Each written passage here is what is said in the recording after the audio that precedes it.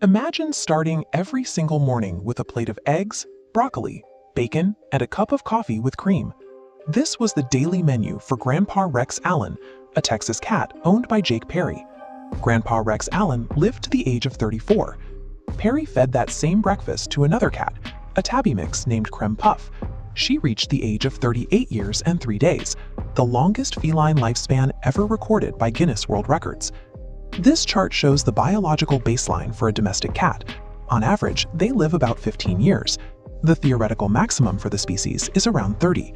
Perry's cats shattered that ceiling, living nearly a decade past the point where feline biology expects them to fail.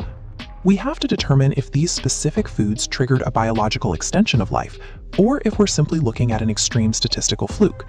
To find the answer, we have to look at what stops most cats from ever reaching that 30-year maximum.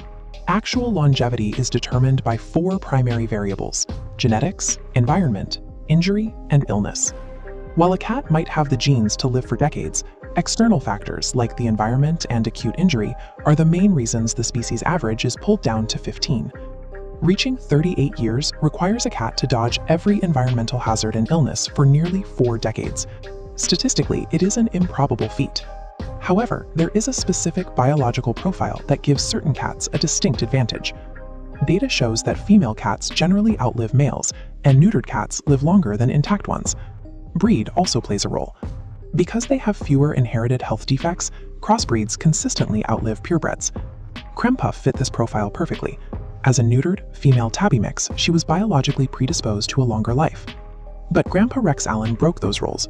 He was a purebred Sphynx-Devon Rex, a type of cat that usually faces more genetic health challenges. Since one cat fit the profile and the other defied it, their breed alone can't explain why they both lived so long in the same house.